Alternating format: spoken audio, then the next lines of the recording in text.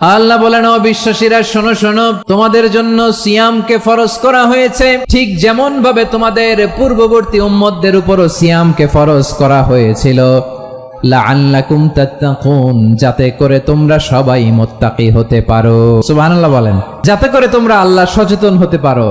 তাহলে সিয়ামকে, এই সামনে যে রমাদান আসতেছে আমার প্রিয় ভাইয়েরা, এই পুরো রমাদান ব্যাপী সিয়াম সাধন করা, সিয়াম পালন করাকে আমাদের জন্য ফরজ করে দিয়েছে কে? যত জাতিগোষ্ঠী এই পৃথিবীতে এসছে সবার উপরে আল্লাহ তাআলা সিয়াম পালনকে ফরজ করেছিলেন।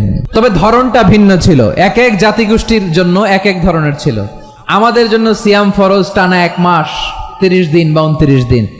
কোন কোন উম্মতের উপর 30 দিন না, মাত্র 3টা রোজা ফরজ ছিল। প্রতি মাসের 13, 14, 15 ফরজ ছিল। কারো জন্য শুধু একটা আশুরার রোজা, কোন কোন উম্মতের জন্য 10টা, কোন কোন উম্মতের জন্য রোজা ফরজ ছিল মৌনতার রোজা, মানে সারাদিন খেতে পারবে, পান করতে পারবে, স্ত্রীর সাথে মেলামেশা করতে পারবে, কিন্তু কথা বলতে পারবে না। কথা বললেই তাদের রোজা ভেঙে যেতে। পড়েন সুবহানাল্লাহ।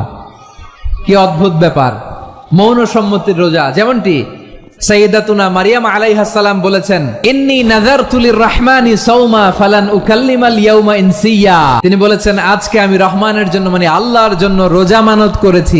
ওই শরীয়তে রোজার বিধান ছিল সকাল থেকে সন্ধ্যা খেতে পারবেন, পান করতে পারবেন, কিন্তু কথা বলতে পারবেন না। কথা বললেই রোজা ভেঙে যেত। সুবহানাল্লাহ বলেন। তাহলে সব জাতিগোষ্ঠীর উপরে রোজা ফরজ ছিল, কিন্তু ধরনটা ভিন্ন ছিল। মজার ব্যাপার হচ্ছে, আপনি বর্তমানেও বিভিন্ন ধর্মের দিকে তাকান, বৌদ্ধ ধর্ম, হিন্দু ধর্ম, খ্রিস্ট ধর্ম, তাদের মধ্যেও রোজা আছে।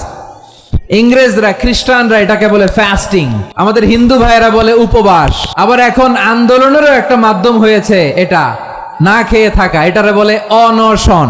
তারপরে আধুনিক বিজ্ঞান এটার একটা নাম দিয়েছে, না খেয়ে থাকাকে, অটোফিজি। জাপানের এক চিকিৎসা বিজ্ঞানী এই অটোফিজির উপর গবেষণা করে সে নোবেল পেয়েছে। সুবহানাল্লাহ পড়বেন না? এজন্য আল্লাহ তাআলা আমাদের জন্য গোটা রমাদানে এই সিয়ামকে ফরজ করে দিয়েছেন। আওয়াজ করে বলেন আল্লাহু আকবার। রব্বুল আলামিন বলেন, ইয়া আইয়ুহাল্লাযীনা আমানু কুতিবা আলাইকুমুস সিয়াম, সিয়ামকে তোমাদের উপরে ফরজ করা হয়েছে, কামা কুতিবা আলাল্লাযীনা মিন ক্বাবলিকুম, যেমনি তোমাদের পূর্ববর্তীদের উপর রোজা ফরজ করা হয়েছিল, লাআল্লাকুম তাত্তাকুন, যাতে করে তোমরা আল্লাহ সচেতন হতে পারো। আল্লাহ কনসিয়াসনেস আমাদের মধ্যে গ্রো করে, এটা হচ্ছে রোজার prime objective, the prime objective of সিয়াম। অনেকে জিজ্ঞেস করলে অনেকে বলে রোজার মূল উদ্দেশ্য হচ্ছে না খেয়ে থাকা, না।